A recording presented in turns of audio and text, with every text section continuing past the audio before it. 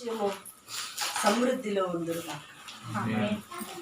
వాక్యవాగు మత్తయి సువార్త 7వ అధ్యాయం.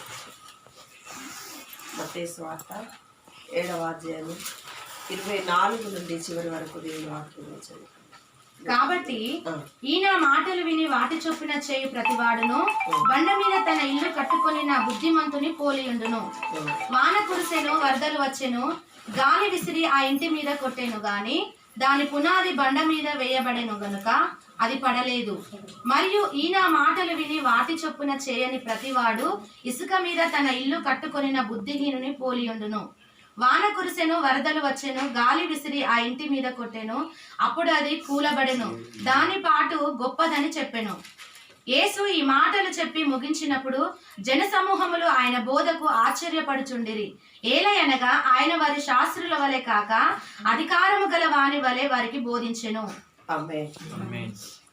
ప్రియమైనటువంటి దేవుని మనము దేవుని మాటలను వినడానికి దేవుని సన్నిధిలోనికి దేవుడు మనల్ని ఎంతోమంది ఆస్తి అంతస్తులు అందచందములు గలవారు, మరి అనేకమైన హోదాలు కలిగిన వారు ఈరోజు భూమి మీద లేరు కదా. కానీ ఈరోజు మనం సజీవులుగా ఉన్నామంటే అది కేవలము దేవుని కృప మాత్రమే. ఇలాంటి కృపలో దేవుడు మనల్ నుంచి ఈరోజు దేవుని స్తుతించడానికి, ఆరాధించడానికి, గణపరచడానికి దేవుడు చక్కగా అరవింద్ను, స్పర్జన్ను జతపరిచి వారిని దేవుని సన్నిధిలోనే మనము కూర్చోబెట్టి ఆరాధించడానికి దేవుడు మంచి సమయాన్ని కలిగించినారు. దేవుని నామానికి మహిమ కలుగునుగాక. ఇక్కడ మనము వాక్యంలో చూసినట్లయితే ఈ నా మాటలు విని వాటి చొప్పున చేయు ప్రతి వాడును బండ మీద తన ఇల్లు కట్టుకుని బుద్ధిమంతుని పోలి ఉన్నాడు.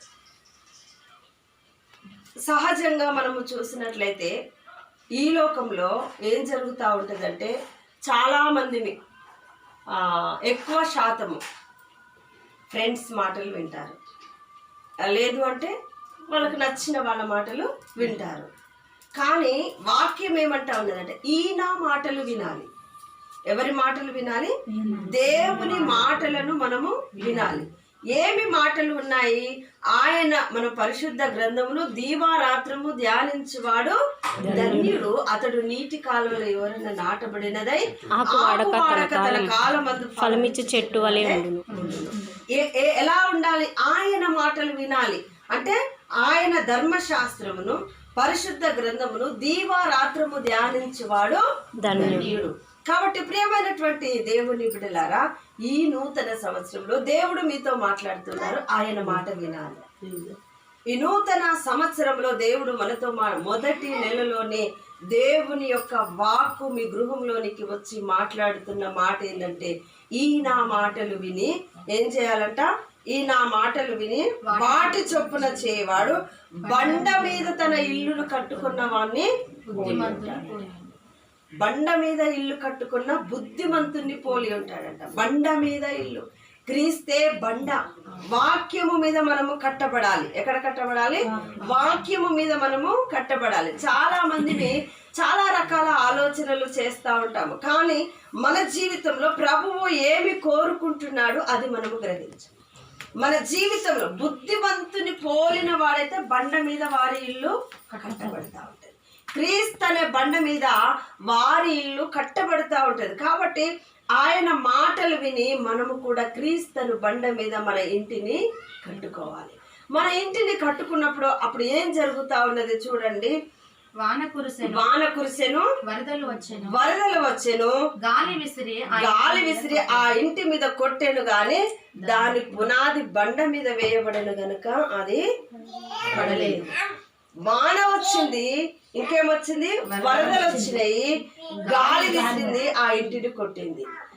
ప్రియమైనటువంటి దేవుని బిడ్డలారా, వాన కురిసింది, వరదలు వచ్చినాయి అంటే మనం అనుకుంటా ఉంటాం వాన వరద అంటే మనం బాహ్యంగా మనం ఏం చూస్తూ ఉంటాం, వర్షపు వాతావరణం కాదు. అనేకమైన శ్రమలు వస్తాయి, అనేకమైనటువంటి నిందలు వస్తాయి, అనేకమైనటువంటి అవమానాలు వస్తాయి, వ్యతిరేకతలు వస్తాయి, బలహీనతలు వస్తాయి. ఇంకా మనల్ని పడగొట్టడానికి అనేక విధాలుగా ఆర్థిక ఇబ్బందులు ఎదురవుతాయి. ఇంకా అపవాది సాతాను యొక్క దాడి మన మీదకి వస్తుంది. కానీ బుద్ధిమంతుడు బుద్ధిమంతుని మనము పోలి ఉండాలి అంటే మనం ఎక్కడ ఉండాలి? బండ మీద మనము కట్టబడి ఉండాలి. దేవుని యొక్క వాక్యము మన హృదయంలో ఉండాలి. దేవుని యొక్క మాట మన హృదయంలో ఉండాలి. ఈ లోకంలో చూసినట్లయితే అనేకులు చాలా మంది పడిపోతారు. పరిశుద్ధ గ్రంథంలో చూసినట్లయితే లోతు కుటుంబాన్ని చూసినట్లయితే, లోతు కుటుంబం మీదకి వచ్చినటువంటి ఉపద్రవాన్ని చూసినట్లయితే వారు వెనుకకు చూడగానే లోతు భార్య ఏమైపోయింది? ఉప్పు స్తంభం అయిపోయింది. కానీ అబ్రహాము శారా దీవించబడ్డారు. ఎందుకు దీవించబడ్డారు? వారికి శ్రమలు వచ్చినాయి, వీరికి శ్రమలు వచ్చినాయి.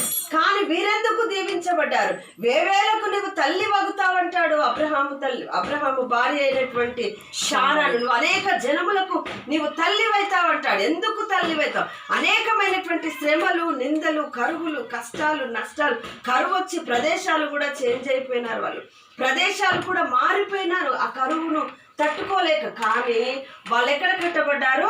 క్రీస్తు బండ మీద కట్టబడ్డారు. వీళ్ళని పరిగెత్తమన్న స్థలానికి పరిగెత్తకుండా వెనుకకు చూసే వరకు లోతు భార్య ఉప్పు స్తంభముగా మార్చబడినది. కానీ అబ్రహాము శారాలు కరువులో కూడా వాళ్ళు దేవుని సన్నిధిలో దేవుని మాట మీద స్థిరంగా నిలబడ్డారు. కాబట్టి వారు ఎలా ఉన్నారు? వాళ్ళు క్రీస్తు బుద్ధిమంతులను పోలి ఉన్నారు. ప్రియమైనటువంటి దేవుని బిడ్డలారా, ఈరోజు మనము కూడా మన జీవితంలోకి అనేకమైనటువంటి శ్రమలు వస్తూ ఉంటాయి, అనేకమైనటువంటి కష్టాలు వస్తూ ఉంటాయి, వ్యతిరేకతలు వస్తూ ఉంటాయి. వాన వచ్చి, వరద వచ్చి, గాలి విసిరి ఆ ఇంటిని కొట్టినప్పుడంట ఆ ఇల్లు కదల్చబడలేదంట. ఆ ఇల్లు కదల్చబడలేదు. ఎందుకు కదల్చబడలేదంటే బండ మీద ఆ ఇల్లు కట్టబడినది. ఎక్కడ కట్టబడినది? బండ మీద. ఈరోజు మన ఆధ్యాత్మిక జీవితంలో కూడా అనేకమైనటువంటి ఆటుపోటులు ఎదురైతా ఉంటాయి.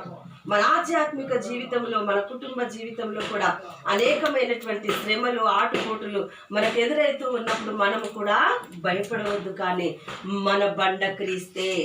మనం ఎక్కడున్నామో దేవుని యొక్క ఆయన యొక్క కృపలో మనం ఉన్నాం. ఆయన కరుణ హస్తము క్రింద మనం ఉన్నాం. దయగలిగిన, జాలి కలిగిన దేవుని చేతి నీడలో మనం ఉన్నాము. కాబట్టి మనకొస్తున్నటువంటి ఎలాంటి శ్రమ అయినా కూడా, ఎలాంటి బలహీనత అయినా కూడా మనము భయపడవద్దు. వరదలు వస్తాయి, వానలు వస్తాయి, మా గాలి విసిరిద్ది, ఆ ఇంటి మీద కొట్టిద్ది. కానీ మనం ఉన్నది క్రీస్తు బండ మీద కాబట్టి మనము భయపడవద్దు. మనం అలాంటి వారిని ఏమంటే బుద్ధిమంతులు అంటారు. ఏమంటుంది వాక్యము? బుద్ధిమంతులం. మనం బుద్ధిమంతులమైతే, దేవునికి లోబడిన వారమైతే మనము భయపడకుండా మన జీవితంలో దేవుని సన్నిధిలో మనము ముందుకు ముందుకు ముందుకు సాగిపోయే వారముగా మనము ఉండాలి. కింద వచనాన్ని చదవండి. మరియు ఈ నా మాటలు విని వాటి చొప్పున చేయని ప్రతివాడు ఇసుక మీద తన ఇల్లు కట్టుకొనిన బుద్ధిహీనుని పోలి ఉండును. మరియు ఈ నా మాటలు విని వాటి చొప్పున చేయని ప్రతివాడు ఇసుక మీద తన ఇల్లు కట్టుకొనిన బుద్ధిహీనుని పోలి ఉన్నారు. చాలా మంది శరీరానుసారమైన మనసుతో ఆలోచిస్తూ ఉంటారు. దేవుడు ఒకటి చేయమంటారు, మనము ఒకటి చేస్తాం. అప్పుడు ఏమైపోతుందంటే మనము నిలబడలేకపోతాం. వాన వస్తుంది, వర్షం వస్తుంది, వరదలు వస్తాయి, గాలి విసురుతుంది. పునాది ఎక్కడ ఉన్నది? పునాది ఎక్కడ ఉన్నది? ఇసుక మీద ఉన్నది కనుక అదేమైపోతా ఉన్నది? కొట్టుకొని పోతుంది. వాడిని ఏమంటా ఉన్నాడు? ఇసుక మీద కట్టేవాడిని బుద్ధిహీనుడు. శ్రమ వచ్చినా తట్టుకోరు, వ్యాధి వచ్చి దేవుడు నాకేం చేసిండు, దేవుడు నాకేం మేలు చేసిండు, దేవుడు నన్ను ఎక్కడ ఆశీర్వదించిండు, ఎక్కడ నన్ను దీవించిండు, దేవునికి నేను కనబడట్లేదా, దేవుడికి నా కష్టాలు కనబడట్లేదా? కానీ దేవునికి మనము దేవుని యొక్క మాటకు లోబడిన జీవితంలో ఉన్నామా అని మనము గ్రహించు కాదు. కానీ జీవించము కానీ ఇంకా దేవుని మీద మనము నేరారోపణ చేస్తూ ఉంటాం. ఈ విధమైనటువంటి శ్రమలు వచ్చినప్పుడు దేవునికి నేను కనబడట్లేదా, ఇన్ని శ్రమలు వస్తూ ఉన్నాయి, ఇంత కష్టం వస్తూ ఉన్నది, దేవుడు నన్ను కాపాడేటి. కానీ ఆ పునాది ఎక్కడ ఉన్నది? ఇసుక మీద ఉన్నది కనుక చిన్న గాలి వచ్చినా ఊలిపోతుంది, చిన్న వరద వచ్చినా ఊలిపోయింది, చిన్న బలహీనత వచ్చినా, వ్యాధి వచ్చినా, బాధ వచ్చినా. చాలా మంది పాల్వంచిలో మేముండే దగ్గర అయితే చాలా మంది ఒక ఏరియాలో ఉంటారు. వాళ్ళందరూ కూడా సగరాలు అమ్మేవాళ్ళు, బుడగలు అమ్ముతారు కదా వాళ్ళు. వాళ్ళ అంటే వాళ్ళు ఉన్న స్థలంలో ఒక చర్చ్ ఉన్నదన్నమాట. వాళ్ళందరూ కూడా గుంపులుగా ఆ చర్చికి వెళ్ళేవాళ్ళు. చిన్న చిన్న మిస్టేక్ జరిగింది, ఎమ్మటే చర్చిని వదిలేసినారు, ఎమ్మటే సేవకుని వదిలేసినారు, చర్చిని వదిలేసినారు, ఎక్కడికక్కడికి చెల్లా చెదురైపోయినారు. అదే పేతురు బంధించబడుట ఉండి చూసి సంఘము అత్యాసక్తితో ప్రార్థన చేసినప్పుడు పేతురు చెరసాల నుంచి విడిపింపబడ్డాడు. కానీ అక్కడ దైవజనులు ఏదో సమస్యలో బంధించబడి ఉన్నారని చూసినప్పుడు సంఘము ప్రార్థించడము మానేయడము, అది చెల్లా చెదరైపోవడము చాలా భయంకరమైన స్థితి. అయితే ఇప్పుడు అది ఎక్కడ కట్టబడినది అంటే, అలాంటి పరిస్థితులు ఎందుకు వస్తా ఉన్నాయంటే బుద్ధిహీనత చేత ఇసుక మీద కట్టబడిన ఇండ్ల వలె పోలి ఉన్నాయి. శ్రమలు వస్తాయి, అవమానాలు వస్తాయి, నిందలు వస్తాయి, కరువు వస్తుంది, ఖడ్గం వస్తుంది, మరణం వస్తుంది, వ్యాధి వస్తుంది, లేమి వస్తుంది. మనము ఊహించని ఆ పరిస్థితులు మనకు ఎదురైతా ఉన్నప్పుడు మనము క్రీస్తులో స్థిరంగా నిలబడాలి. మనము క్రీస్తు అనే బండ మీద మనం ఎలా ఉండాలంటే స్థిరంగా నిలబడాలి. ఈ విధంగా నిలబడని వాళ్ళని ఏమంటా ఉన్నాడు అంటే బుద్ధిహీనుడు అంటా ఉన్నాడు. ఏమంటా ఉన్నాడు? బుద్ధిహీనుడు. ఈ నా మాటలు వినని బుద్ధిహీనుడు ఎక్కడ కడతా ఉన్నాడు? ఇసుక మీద ఇల్లు కడతా ఉన్నాడు. వాన వస్తుంది, వరద వస్తుంది, గాలి వస్తుంది, అదేమైపోతా ఉన్నది, అది కూలిపోతా ఉన్నది. కాబట్టి ప్రియమైనటువంటి దేవుని బిడ్డలారా, ఈరోజు దేవుడు మనతో ఏం మాట్లాడుతా ఉన్నాడు? వాన కురిసెను, వరదలు వచ్చాను, గాలి విసిరి ఆ ఇంటి మీద కొట్టాను, అప్పుడు అది కూలబడెను, దాని పాటు గొప్పదని చెప్పాను. అయితే ఇక్కడ ఏలయనగా ఆయన వారి శాస్త్రుల వలె కాక అధికారము గల వాని వలె వారికి బోధించను. శాస్త్రుల వలె కాకుండా అధికారము గల వాని బోధించి ఉండాలి. కాబట్టి ప్రియమైనటువంటి దేవుడు, వాక్యము రెండంచులు కలిగినటువంటి ఖడ్గం, అది సూటిగా మన హృదయాలను సంధిస్తాం. కాబట్టి ఇప్పుడు మన ఇల్లు ఎలా కట్టబడినది, మన ఆధ్యాత్మిక జీవితము ఎలా కట్టబడినది? కీర్తనల గ్రంథంలో ఒక మాట ఉన్నది, 127 మొదటి వచనం. యెహోవా ఇల్లు కట్టించని ఎడల దాన్ని కట్టువారి ప్రయాస వ్యర్థము. ఎవరు కట్టాలి ఇల్లు? యెహోవా ఇల్లు కట్టాలి. చాలా సార్లు నేను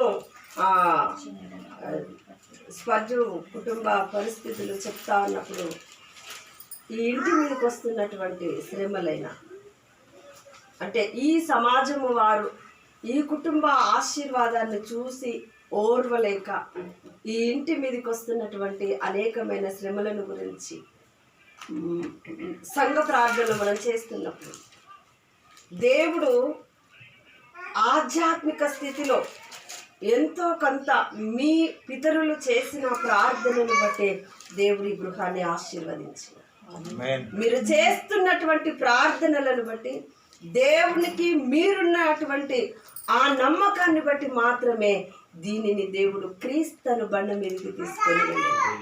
అందుకే ఈరోజు మీరందరూ కూడా క్షేమంగా సంతోషంగా ఆయన కృపలో వర్ధిల్లుతున్నారు. అంటే మీరు ఎక్కడ కట్టబడ్డారు?